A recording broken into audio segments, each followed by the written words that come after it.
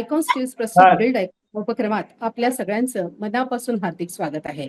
या उपक्रमात आपण आपल्या जिल्ह्यातल्या वेगवेगळ्या सिव्हिल इंजिनियर्स, आर्किटेक्ट्स यांच्याशी गप्पा मारतो आहोत, त्यांचे अनुभव जाणून घेतो आहोत आणि त्यांची बांधकाम विषयक मतं सुद्धा माहिती करून घेत आहोत.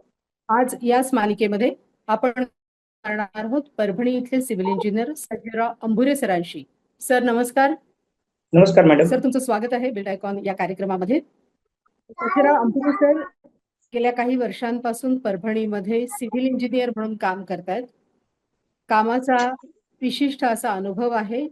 वेगवेगळ्या प्रकारची कामं करत असताना अनेक लोकांशी संपर्क सुद्धा सरांचा आलेला आहे आणि बांधकामाविषयी त्यांना माहिती सुद्धा चांगल्या प्रकारे आहे. आज त्यांच्याशी गप्पा मारत असताना आपण या सगळ्या गोष्टी त्यांच्याकडनं जाणून घेणार आहोत. तेव्हा अंभुरे सर, आपल्या गप्पांना सुरुवात करताना आपण काही वर्ष मागे जाऊयात. म्हणजे अगदी तुमचे सुरुवातीचे दिवस, शाळा कॉलेज इथपासून आपण सुरू करूया. आम्हाला सगळ्यात आधी सांगा, तुमची शाळा कोणती होती, कॉलेज कोणतं होतं आणि सिव्हिल इंजिनियर व्हावं असं तुम्हाला का वाटलं? मॅडम, मी प्रॉपर उजळ आंब्याचा आहे, तालुका जिल्हा परभणी. माझी प्राथमिक शाळा 4थी पर्यंत गावात उजळ आंब्यात. त्याच्यानंतर एक 8वी पर्यंत मी आमच्याजवळ उमरी गाव आहे, तिथून 7 किलोमीटर. 8वी पर्यंत तिथे शाळेत गेलो. त्याच्यानंतर 9वी 10वी परभणीमध्ये गांधी विद्यालय एकता आहे शाळेचे नाव, त्या शाळेत 9वी 10वी केली. तिथून पुढे 11वी 12वी शिवशांती ज्ञानपीठ 3 तिथं 11वी 12वी सायन्स मधून केलेली. त्याच्यानंतर अंबाजोगाईला आपलं महात्मा बसवेश्वर त्या कॉलेजमध्ये मी डिग्री घेतलेली टोटल डी सिव्हिल. त्यानंतर मी कन्सल्टन्सी मध्ये पुण्याला आर.के. कन्सल्ट. त्याच्यानंतर स्वतःच माझं जे काही करिअर आहे आपली कन्सल्टन्सी, ती आपण कन्सल्टन्सी चालू केली की जेणेकरून ही सिव्हिल ब्रँच कशामुळे म्हणजे घेण्यात यावी याचं एक कारण आहे की आपल्या गावाकडे राहून आपल्याला उद्योग धंदा करता येते मॅडम. हे जर अदर ब्रँच असेल तर आपल्याला पुणे मुंबई मेट्रो सिटीत म्हणजे कामाला जाणं लागते आणि ह्या ब्रँचमुळे आपल्याला आपण आपल्या ओन गावी म्हणजे बसून काम करू शकतो. यासाठी आपण सिव्हिल ब्रँच घेतलेली आहे. आणि दुसरं फायदा म्हणलं तर हे आपल्याला ऍक्च्युअल कसं बाकीच्या याच्यामध्ये याचा स्वतः आपल्याला ओनर होता येते ह्या ब्रँचमध्ये. बाकीच्या ब्रँचमध्ये तेवढं ओनर होण्याची शक्यता कमी असते. खरं आहे, खरंच आहे सर. खूप वेगळा आणि छान विचार तुमचा होता की आपल्या मूळ गावी राहून आपण काहीतरी करू शकू आणि मुख्य म्हणजे मालक म्हणून आपण काम करू शकू.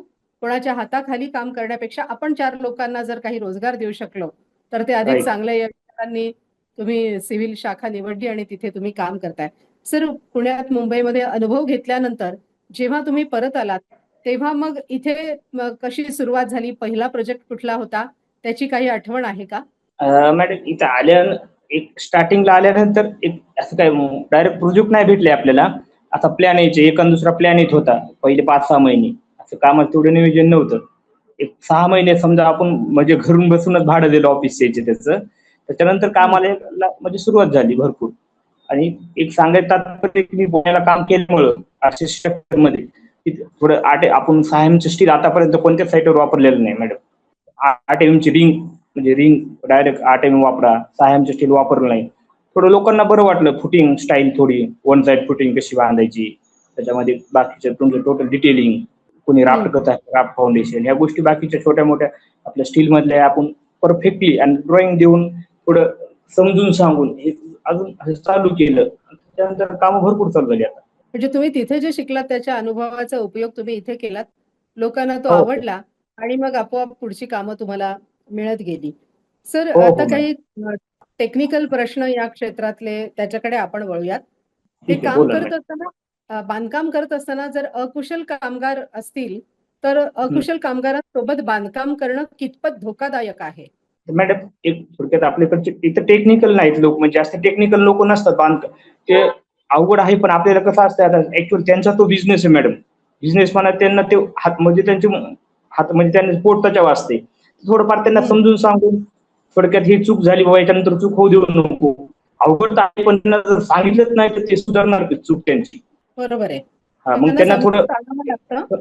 समजून सांगून प्रॅक्टिकली फोटो दाखवून. ऍक्च्युअल आता कसं असते, सगळे लोकच म्हणजे सगळे म्हणजे अॅक्युरेट, काही काही अॅक्युरेट करतात, काही काहीच्या गलती असतात. जे नाही अॅक्युरेट केलं त्याचे फोटो काढून त्यांना असं दाखवायचं, हे जे साईटवर असं असं केलेलं आहे आपण, तुम्ही असं करू शकता, थोडा टाइम लागेल तुम्हाला, व तुम्हाला मोठं व्हायचे तर थोडं कामाची क्वालिटी देणं लागेल पुढे. असं थोडं आपल्याला त्यांना बोलणं लागेल ना, प्रेमाने समजून सांगून मॅडम. खरंय, खरंय, खरंय. म्हणजे काम करून घ्यायचं असेल त्याच्याकडनं व्यवस्थित तर त्यांना समजावून सांगावे लागतं आणि सांगावंच काम लागेल. करून. हो, सर बरोबर आणखीन आहे. एक महत्त्वाचा मुद्दा बांधकामामध्ये अजून एक महत्त्वाचा मुद्दा असतो तो म्हणजे प्लॅन आणि डिझायनिंग. तर येस, प्लॅनिंग आणि डिझायनिंगचं महत्त्व तुम्ही काय सांगाल? 100% मॅडम. ऍक्च्युअल टॉयलेट ब्लॉक बी बांधायचे असेल आपल्याला, तर माझ्या मतानं प्लॅन घ्यावा. त्याचं कॉलम कुठं आहे, लाईक कॉलमचं लोकेशन कसं टाकायचं ते प्रॉपर पाहिजेही पाहिजे. उदाहरणार्थ 10 बाय 10 आपली 12ची रूम आहे, तर त्या 10 बाय 12च्या रूमला तुम्हाला टेक्निकली कॉलमची साईज कशी टाकायची, समजा त्याची विड्थ, लांबी आणि रुंदी, तर ती लांबी कशी घ्यावं, 12च्या साईजनं घ्यावं का 10च्या साईजनं घ्यावं. म्हणजे छोटा रूम असेल तर त्याचं महत्व तेवढंच आहे. विदाउट प्लॅन शिकत थोडं अवघड आहे, म्हणजे ऍक्च्युअल त्याचे बेनिफिट भेटणार नाही. ऍक्च्युअल लोडिंग ह्या गोष्टी टेक्निकल ज्या आहेत, समजा त्याची ब्लॅक कॉटन सॉईल असेल आपली, तर मग तिथं फुटिंग साईज काय घ्यायची, आपलं बीमची साईज काय घ्यावं, रेग्युलर घ्यायची का थोडी हेवी लागती, ह्या गोष्टी प्लॅन घेतल्यावरच कळलं आपल्याला. खरंय, म्हणजे प्लॅन महत्त्वाचा आहे बांधकामामध्ये. शंभर सर टक्के 100%. जेव्हा आपण बांधकामाचं साहित्य निवडत असतो त्याच्याही आधी आपण असा विचार करतो की आपलं हे दर्जेदार साहित्य असावं आणि काम चांगलं व्हावं. पण बरोबर. अनेकदा प्रश्न येतो बजेटचा. तर बजेट आणि कामाचा दर्जा याची सांगड तुम्ही कशी घालता? क्वालिटी आणि बजेट याचं गणित कसं जुळवता? याच्यामध्ये मॅडम एक आहे की तुम्हाला क्वालिटी घ्यायची तर बजेट लागल, तिथं कॉम्प्रोमाइज करायचं नाही. बजेट काय लागल तो त्यांचा विषय. आपलं काम काय, आपण इंजिनियर आहे, हे आपलं काम आहे क्वालिटी देणे. समजा आता कस्टमर असेल, हा ठीक आहे तुला होत नाही, तुझा 1 वर्षाचा प्रोजेक्ट 2 वर्षात चालू दे, पण तुझे करायला असते लाईफ टाईम साठी चांगलं झालं पाहिजे. हा माझं म्हणजे मी असं करतो, बोलतोय लोकांना, बुवा तुझं तुझं बजेट बजेट किती आहे, 10 लाख, तुला तुझे पैसे किती तर 7 लाख. तू काय कर, 1 वर्ष प्लास्टर राहू दे, पुढच्या वर्षी प्लास्टर करून घे, पण जे फाउंडेशन म्हणणार बाकीच्या जे टेक्निकल गोष्टी आहेत ते राईट कर. मी असं लोकांना एक सजेशन देत असतो. अगदी बरोबर आहे. म्हणजे हा, बांधकामाचं मूळ जे स्ट्रक्चर आहे ते दर्जेदार असणं गरजेचं आहे आणि गरजेचे. त्याच्यामुळे आवश्यक तेवढं बजेट आपल्याला खर्चच करावा लागतं. सर जेव्हा त्यात आपण बांधकामात कॉम्प्रोमाइज नाहीच, कामात कॉम्प्रोमाइज नाही. बरोबर आहे सर. आपण जेव्हा बांधकामाचं साहित्य निवडतो तेव्हा स्टील निवडताना आपण त्याचे काय पॅरामीटर्स बघतो सर? नंबर एक आहे मॅडम, आपण कोणती कंपनी सध्या मार्केट म्हणजे कोणती कंपनी, त्याची कंपनीचं नाव, ब्रँड आहे का, तो ऍक्च्युअल चलतोय का मार्केटमध्ये. दुसरी गोष्ट त्याचा ग्रेड काय, 550, त्याची डी एफ, त्या गोष्टी बघणं महत्वाच्या आहेत ना. कारण तुम्ही जेवढं 550 असेल तर थोडं स्टील कमी लागते माझ्या हिशोबानं, थोडी त्याची मजबूती जास्त येते. अच्छा. आणि जर तुम्ही साधं स्टील घेतलं तर थोडं तुम्हाला बीम मध्ये टाकताना किंवा एखाद्या दुसऱ्या कुठं टाकताना थोडी क्वांटिटी थोडी जास्त टाकणं लागते डिझायनिंग नुसार. सर मग आपण आयकॉन स्टील आपल्या कधी बांधकामात वापरलंय का? हो मॅडम, मी आयकॉन स्टील मध्ये आता माझं एक, आता सध्या मी 10 टन सध्या जस्ट घेतलेले आहे. 8 दिवसाची गोष्ट आहे आपल्याकडून. माझ्या 5-7 टन लागणार आहे आपल्याला. सगळं आयकॉन मध्येच आपण केलेलं आहे. एक मंगल कार्यालय आयकॉन मध्येच केले मी. असं बरेच काम बरं. म्हणजे आयकॉन मध्ये चालू आहे. पण मग आयकॉन तुम्ही वापरताय तर आयकॉनचं काय वेगळेपण किंवा वैशिष्ट्य तुम्ही सांगाल सर? मॅडम ते त्याच्यात एक तर ग्रेड चांगला आहे त्याचा, म्हणजे मेन काय आहे स्टीलचा, तुम्ही ग्रेड बघतात. तुमचं जर 500 ग्रेड असलं तर दुसऱ्या जर 550 असेल तर मी म्हणणार नाही नाही त्याचा ग्रेड चांगला आहे, हे घ्या. तर डीएस आहे पुन्हा तुमचं, म्हणजे बाकीच्या गोष्टी हम्म. तुमचं जे आपले हे येतं टीम वर्क आहे ते बी चांगले. थोडं कुठं काय अडचण, त्या दिवशी आपले सरांचं नाव काय मला आठवत नाही, साईटवर येऊन बसले होते माझ्या बरोबर. थोडं त्यांनी गप्पा गोष्टी केल्या, गुत्तेदारांना समजून सांगितलं किंवा सर असं ना असं थोडं आलते 10-15-20 मिनिटं. थोडं वर्क बी चांगले आहेत ना, गोष्टी आहेत. खूप छान सर. आम्हाला छान वाटलं ऐकून तुमचा हा फीडबॅक.